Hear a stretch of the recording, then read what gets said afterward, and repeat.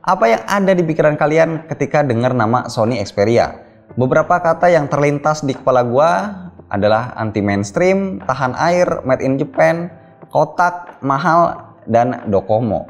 Intinya, sampai sekarang image Sony Xperia masih dominan dengan hal-hal positif ketimbang yang negatif. Walaupun sama-sama sekarat, tapi HP Sony masih lebih sering diomongin dibanding LG atau HTC.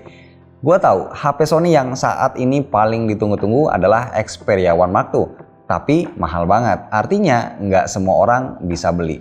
Karena itu nggak heran banyak yang ngalihin inceran dari Xperia One Mark II ke Xperia 10 Mark II. Secara harganya cuma sepertiganya. Masalahnya dengan harga yang beda jauh banget, banyak yang ngarep kualitas Xperia 10 Mark II nggak beda jauh dibanding Xperia One Mark II. Untuk beli Xperia 10 Mark II, kita harus ngelakuin usaha ekstra. HP ini nggak masuk resmi dan jarang banget yang jual di e-commerce lokal. Atau kalau udah ngebet banget bisa langsung beli dari luar. Tapi sayangnya harganya lebih mahal dari kebanyakan HP sekelasnya. Itu pun belum ditambah pajak. Singkat cerita, gua ngeboyong HP ini dari Hong Kong ke Indonesia seharga 7 jutaan dengan proses pengiriman sekitar 2 minggu. Nunggu selama itu jelas bikin gua nggak sabar banget. Dan begitu barangnya sampai, gua super duper excited. Bahkan gua langsung bikin video unboxingnya saat itu juga. Don't judge a book from its cover adalah istilah yang cocok banget buat Xperia 10 Mark II. Karena di dalam box yang jelek terdapat smartphone yang rupawan. Kalian pencinta HP compact mungkin akan jatuh cinta sama HP ini. Bukan sekedar compact, Xperia 10 Mark II punya bahasa desain yang seolah stand out of the crowd. HP ini punya gaya sendiri, nggak ikut-ikutan tren yang lagi terjadi saat ini. Gua berani bilang, Xperia 10 Mark II adalah one of the best looking and best handling mid-range Android saat ini. Dan yang lebih edan, HP ini punya sertifikat IP68. Ganteng-ganteng enteng juga bisa jadi istilah yang cocok buat Xperia 10 Mark II karena beratnya yang cuma 150 gram. Frame plastik adalah rahasianya. Pinternya Sony, mereka tetap pakai backdoor kaca untuk nyiptain kesan premium. Pakai Xperia 10 Mark II sering bikin gua ngerasa kayak lagi pakai HP flagship. Ampuh buat ngebus rasa percaya diri, berasa diri kita nambah keren ketika tampil di depan orang-orang. Tapi rasa percaya diri itu langsung hilang dalam sekejap begitu gua inget speknya.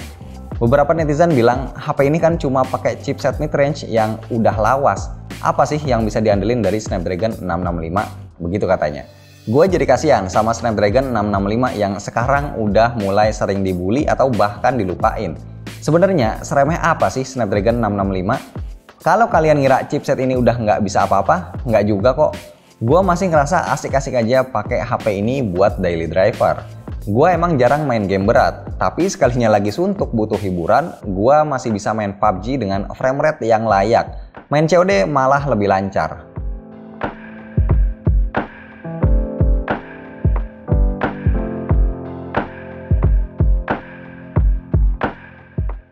Walaupun emang harus gue akuin dengan UI Sony yang super sederhana mirip stok Android, gue masih suka ngerasa ada sesekali lag waktu ngejelajah UI-nya. Tapi ini bukan cuma dialamin Snapdragon 665. Chipset lain macam Exynos 9611 atau Helio G70 juga mirip-mirip.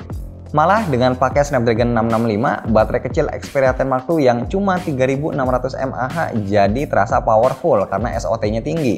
Tapi yang gua sebel, Sony pelit banget ngasih casan yang cuma 7,5 watt. Untung gua punya charger merek lain yang lebih cepat karena HP ini support 18 watt. Kayak yang kita tahu, Xperia bisa dibilang adalah pelopor layar HP 21:9. Sampai sekarang belum banyak yang berani ngikutin bikin HP sejangkung ini. Gua enjoy ngelihat kualitas layar OLED di HP ini walaupun masih ada kekurangannya. Selain belum support HDR, auto brightness-nya nggak konsisten, kadang gelap, kadang terang.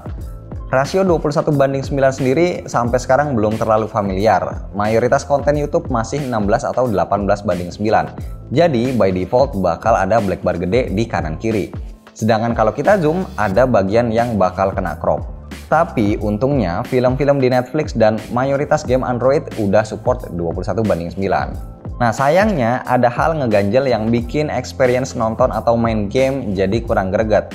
Di kuping gua, suara single speaker Xperia 10 Mark II relatif kecil dan cenderung cempreng.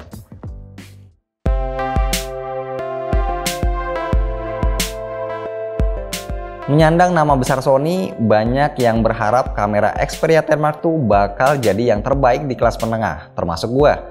Secara HP ini punya setup triple kamera yang lengkap tanpa gimmick, semisal lensa makro atau depth.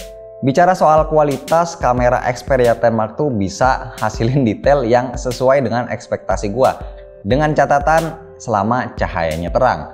Tapi ketika cahaya berkurang, gua langsung merasakan pengalaman memotret yang menyebalkan. Tanpa cahaya berlimpah, kamera Xperia 10 Mark II seakan berubah jadi blow on. Nangkep fokusnya lama, shutter lag-nya lambat, yang otomatis bakal nurunin kualitas gambar. Apalagi kalau di tempat yang lebih gelap lagi. Mode night yang disediain sekalipun seakan nggak ada gunanya, foto tetap bergelimang noise.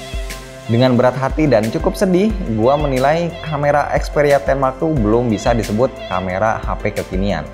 Dimana kamera HP kelas menengah zaman sekarang punya kemampuan backlight dan lowlight yang bagus, tapi ini justru masih melempem. Tanpa cahaya berlimpah, kombinasi sensor kamera dan AI di Xperia 10 Mark II masih perlu banyak perbaikan.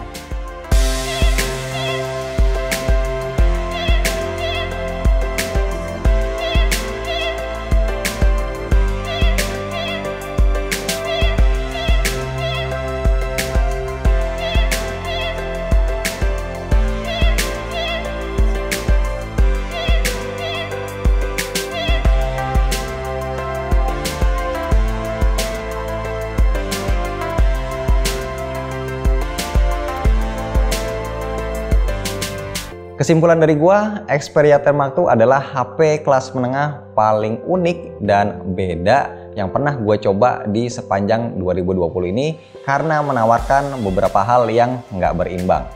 HP ini punya feels dan look menyerupai HP flagship lengkap dengan IP rating dan panel OLED. Sementara chipset yang dipakai termasuk lawas, serta kamera yang bagus di kondisi terang tapi lemah di kondisi backlight atau lowlight. Ya, pura-pura main aja.